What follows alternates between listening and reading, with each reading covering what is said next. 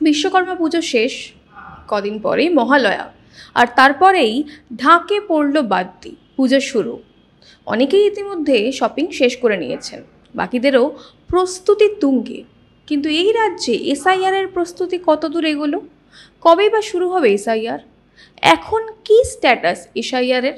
জানবো সবটা আজকের ভিডিওতে, শেষ পর্যন্ত সঙ্গে থাকবেন। নমস্কার, আমি স্বাতী। মাধ্যম ইউটিউব চ্যানেলের আরও একটি ভিডিওতে আপনাদের স্বাগত জানাই। বিহারের পর দিল্লিতে এসআইআরের ঘোষণা হয়ে গেছে।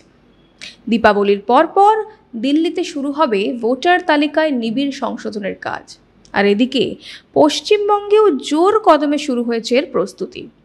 গত সপ্তাহেই আপনাদের একটা ভিডিওতে জানিয়েছিলাম, তৃণমূল সহ অন্যান্য রাজনৈতিক দলগুলি বিএলএ বা বুথ লেভেল এজেন্ট নিয়োগ করা শুরু করে দিয়েছে। এমনকি তৃণমূল তো একাধিক জেলায় বিএলএ তালিকা চূড়ান্ত করে নির্বাচন কমিশনের কাছে তা জমাও করে দিয়েছে। রাজনৈতিক দলগুলো তো নিজেদের মতন প্রস্তুতি নিচ্ছেই, পাশাপাশি নির্বাচন কমিশন তাদের মতো করে চূড়ান্ত প্রস্তুতি সেরে রাখছে। এই মুহূর্তে ঠিক কী চলছে জানাবো আপনাদের।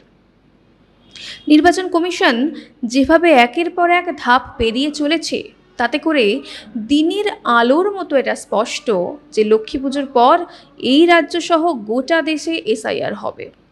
রাজ্যের মুখ্য নির্বাচনী আধিকারিকের দপ্তর থেকে রাজ্যের সব ইআরও এবং এমডিএমদের সঙ্গে ভিডিও কনফারেন্স করা হয়েছে এবং ভোটার তালিকার ম্যাপিংয়ের বিষয়ে আলোচনা হয়েছে। আর এই বিশেষ প্রশিক্ষণ দিতে গিয়েই রাজ্যের মুখ্য নির্বাচন আধিকারিকের দপ্তর নির্বাচন কমিশনের সিদ্ধান্ত অনুযায়ী জানিয়েছে যে গোটা রাজ্যের সব ইআরও থেকে শুরু করে আসন্ন এসআইআরের কাজে যেসব আধিকারিক কর্মচারী কাজ করবেন তাদের প্রত্যেককেই বিশেষ একটি প্রশিক্ষণ দেওয়া হবে। মঙ্গলবার দুপুর 2টো থেকে রাজ্যের মুখ্য নির্বাচনী আধিকারিকের দপ্তর থেকে ভিডিও কনফারেন্সের মাধ্যমে এসআইআর নিয়ে এই বিশেষ প্রশিক্ষণ দেওয়ার কাজ হয়। অর্থাৎ অফিসিয়াল নোটিফিকেশন বা বিজ্ঞপ্তি জারি না হলেও এক প্রকার নিশ্চিত হয়ে গিয়েছে লক্ষ্মী পুজোর পর এই রাজ্যে এসআইআর হতে চলেছে। খুব স্বাভাবিকভাবেই তাই হাতে মাত্র কয়েকটা দিন, আর তারপর গোটা রাজ্য জুড়ে এসআইআরের কাজ শুরু হয়ে যাবে। পাশাপাশি বুধবার রাজ্যে এসেছিলেন ডেপুটি নির্বাচন কমিশনার। বৃহস্পতিবার এবং শুক্রবার গোটা রাজ্যের সব নির্বাচনী আধিকারিক থেকে শুরু করে ইআরও অন্যান্য আধিকারিকদের সঙ্গে ভিডিও কনফারেন্সের মাধ্যমে চূড়ান্ত প্রস্তুতি কিন্তু তিনি খতিয়ে দেখেছেন। তাই রাজ্যে ডেপুটি নির্বাচন কমিশনার আসার আগেই রাজ্যের মুখ্য নির্বাচনী আধিকারিকের দপ্তর সব কাজ সেরে রাখতে চাইছে। এখানেই শেষ নয়, রাজ্য জুড়ে জোর কদমে এসআইআরের কাজ করতে গেলে বিভিন্ন ধাপে নিয়োগ করতে হবে প্রচুর কর্মী। আর এই মুহূর্তে পশ্চিমবঙ্গের বিভিন্ন সরকারি ক্ষেত্রে পড়ে রয়েছে কয়েক লক্ষ শূন্যপদ, নেই পর্যাপ্ত কর্মী।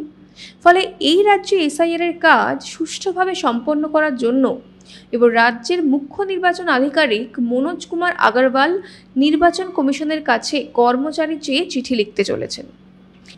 এনআইসির থেকে যোগ্য ডেটা এন্ট্রি অপারেটর, অন্যান্য পর্যাপ্ত কর্মী নিয়োগ করা হবে বলেই জানা যাচ্ছে। প্রায় 800 ডেটা এন্ট্রি অপারেটর লাগবে গোটা রাজ্যের জন্য।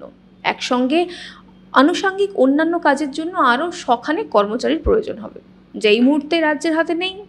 তাই জন্য এই সিদ্ধান্ত নিতে বাধ্য হয়েছে রাজ্যের মুখ্য নির্বাচনী আধিকারিকের দপ্তর। আর এই সমস্ত কর্মচারীরা অস্থায়ীভাবে কাজ করবেন এজেন্সির মাধ্যমে, কিন্তু এজেন্সির সঙ্গে চুক্তি করে নেওয়া হবে, যাতে করে কোনোভাবেই কোনো কর্মী কোনো জালিয়াতি করতে না পারেন।